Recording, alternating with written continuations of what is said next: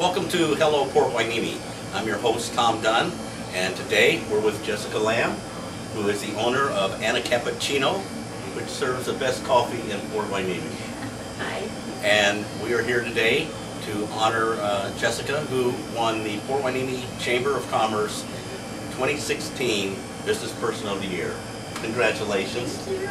And there's going to be an award dinner March 17th, and we'll keep you informed when that's available, and you can go and see Jessica receive her award.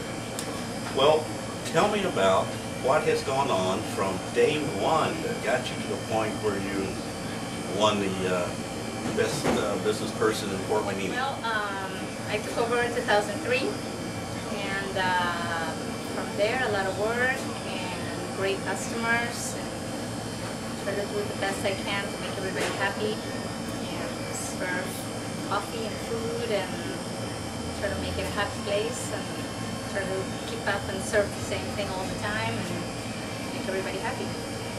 I haven't been here, but I hear at 5:30 in the morning you're open, and there's people here waiting for their coffee and bagels and whatever. What else do you make? We do daily soup. We bake our own croissants. We do bagels, cream cheese, breakfast sandwiches all day long. You can have your sandwiches all day long too, like whether it's lunch or breakfast. We do a lot of pastries. We do cookies, bread pudding, some pies. Wow, that's you have a big kitchen? No, it's not a big kitchen. It's just a small, basic kitchen. I have been here at 7:30 or so, and there have been lines outside the front door. So I think you're doing the right thing, and it's really neat that we have these type of businesses in Port Hueneme rather than the chain type. And I'm sure that you hear a lot about Port Hueneme from all the varied customers that come in here. Yes. Do you know where are some of the places they work that you hear about that make it so diverse here? Well, we get a lot of people from the base, and a lot of people from the port, and so the cars in the school district, police department, a lot of dentists and nurses and all that. So it's a good, they all pass their words. They pass it around, and the times I've been here, I see, it's a steady crowd of the same people. Yes. And that you're open all day. How late are you open? We open at 5 a.m., we close at 6:30 during the week, and we open at 6 a.m. and we close at 5 p.m. on the weekends. Do you have any plans in the future to make any changes or just stay the same? Pretty much remodel the place a little bit, get it more updated, change the tables, painting, stuff like that, maybe the floor, make it more beachy. Is there any plan for any type of food expansion, or? We're trying to do more like maybe some vegan sandwiches, more vegetarian, but food itself, why change? Everybody likes their specific stuff. Yeah, well, they know where to come and get it, and you're located in the Beachport Center. Yes. And it's right off of Ventura Boulevard. Everybody goes by it, so stop in and visit Jessica and check out the coffee and the bagels and all the other stuff. It's fabulous. And again, congratulations on winning the award. Such an honor. It really is, and we want to thank the Chamber for putting these awards out, and we'll be back next week with another show. Thank you. Thank you.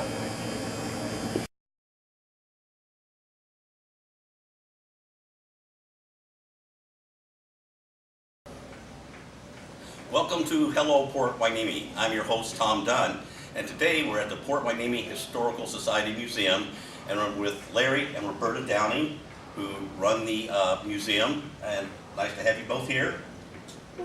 How are you? Larry, thank you.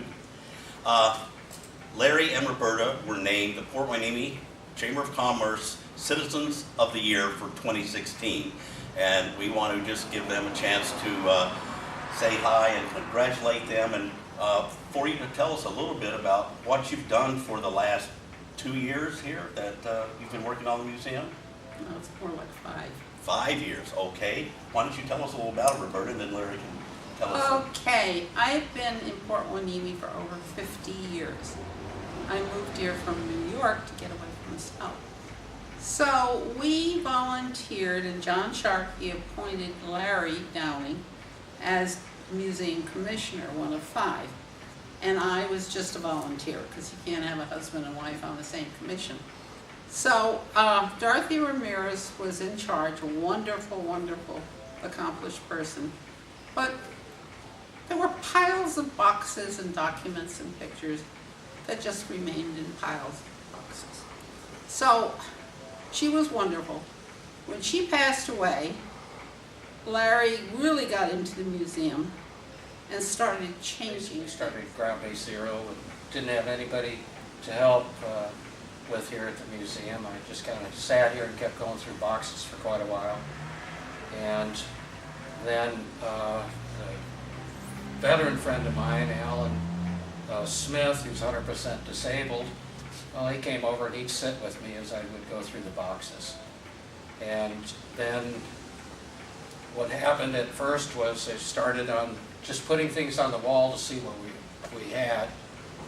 And I was able to see what we had, and then we had to figure out, well, what do we do with what we have? And that's where we started putting with the storyboards up on these walls. What I noticed as we walk around, it's laid out so well in the time, like a timeline. Yes. Where you just go around the museum, and then you do have a couple of special rooms that you honored veterans and different things. Tell us a little bit about those special rooms. The special room is we have the Veterans Wall, and what we have requested is all military or anybody that was in the military. If they could give us their picture, like if they're in their service unit or what they look now, we need to know if they were Army, Navy, Air Force, Marines. And we put them on the wall in there. That's to remember that they gave to their country too. And we've got generals in there, captains, colonels, PFCs, a couple of, some of the fellows have silver stars, bronze stars. So what it is for the community to come in there in future years and go, yeah, these guys served, and it was an honor to serve in the military. We've got that. We started off with, now we have like a Bard room, and we've got the Bard silver set. We have the Bard rocker, the Bard saddle that is worth about $25,000, and it was from 1880. And we're bringing over Thomas Bard's first desk that he had in California from 1870. We're arranging to have that brought over here. The Bards are loaning and giving us things because this area is T.A. Scott, Thomas Bard, A. Levy. They were predominant people in the area, and they impacted, to this day, they're still a major impact. When you tour this, that's exactly what you'll find out, is the names and how the city progressed, developed, and the back and forth it had with Oxnard. There was a big story there. And besides the Veterans Room, as Roberta mentioned, the Distinguished Speaker Series is going on a couple times a month. And again, the history that goes on here, it is a must-see now, the way you guys have put it together. A lot of people were like I was, who had lived here 10 years and didn't even know it was here. We go up and down Ventura Road, back and forth, back and forth. And then when I found out about it and came in and we did the tour on Hello Port Hueneme, it's amazing. And it's something that they deserve the award for, and you need to come and show your support for them and come down and offer your services and volunteer. And what are the hours that the museum is open? We're now open Tuesdays, Thursdays, Fridays from 9 to 3. Saturdays we're open from 10 o'clock to 3. And Sundays we're open from 12 to 3. So we're open 5 days a week, and we are getting a lot of traffic in here. And it definitely is a place for everybody in Hueneme to come, because it really shows the history. It shows how Hueneme's always had problems, but they've managed to solve them as they go along. Thanks all of you for watching, and again, what an honor. And Thank you. You deserve Thank you, Tom. it. You deserve it. Thank you so much. Thank you, Tom. All right, thank you very much again, and we'll see you on our next show.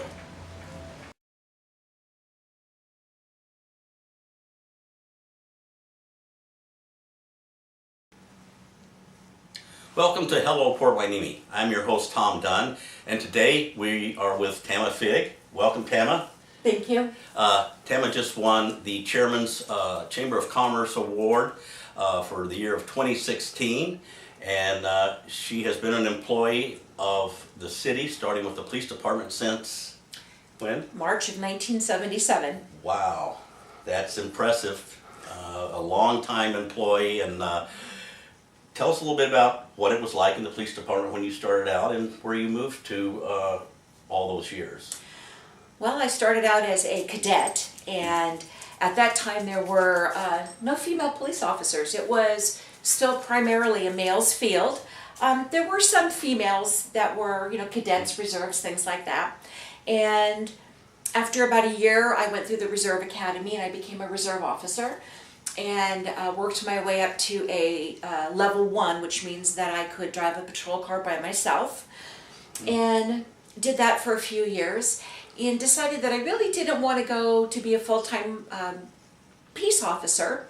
So the chief at the time, Chief Anderson, really liked me, so he created a position for me to keep me at the police department, and that was the city's very first parking enforcement officer. And I did do a little bit of parking. I did a lot of accident reports. I did a lot of undercover stings with a special unit with Oxnard and Port Hueneme. And then I had an opportunity after that to apply for the code enforcement officer position in community development, and I was lucky enough to be selected. And I've been doing that now since July of 1988. 88, so that was, what, 20 some odd years in that? Yes, in code enforcement. The thing about code enforcement is that it's not just the legal aspect, having to know arrest, search, and seizure, evidence rules, things like that, but you also have to learn to deal with difficult situations. Code enforcement is not something that people particularly like. I also supervise the parking enforcement officers and have since 1993, and that's really a tough one because people don't like parking tickets.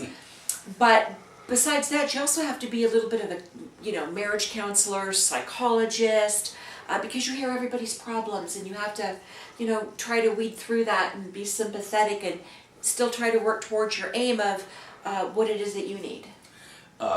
Quite a variety in the job. I'm sure it made it very, very interesting. Yes, definitely. Also, I believe part of the award is that you have been involved in community service in a lot of different organizations. Would you Yes. mind telling us a few of those things that you were involved in?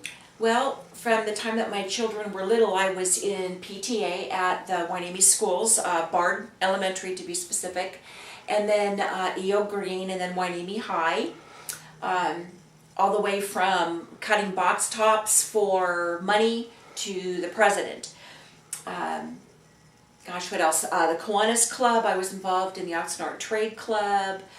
I also was a CPR instructor for the city, and from the time that I was at the police department, I instructed on an annual basis. I certified police officers, public works, all personnel in CPR and first aid. I also started the first public access defibrillator program in the city and kept everybody certified for that up until about a year ago. I understand too that you're retiring very shortly. 2 weeks. 2 weeks. February 28th, yes. Well, let me ask the big question. What do you plan to do with all the many years you're going to have retired, and what do you like to do, you think you'll do in retirement that's going to be exciting?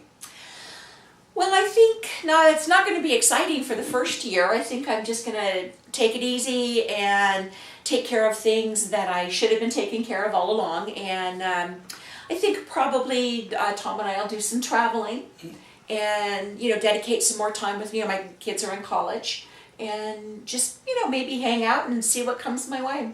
Well, it's something to look forward to, and I'm sure you'll make the best of it because you've worked so hard and you know what you like and what you don't like. And it's great that you won the award. Congratulations again. Thank you so much. And there is going to be a chamber dinner on March 17th, I think it is. Yes. And at the Bard Center, there's tickets available, so you can contact the Chamber of Commerce.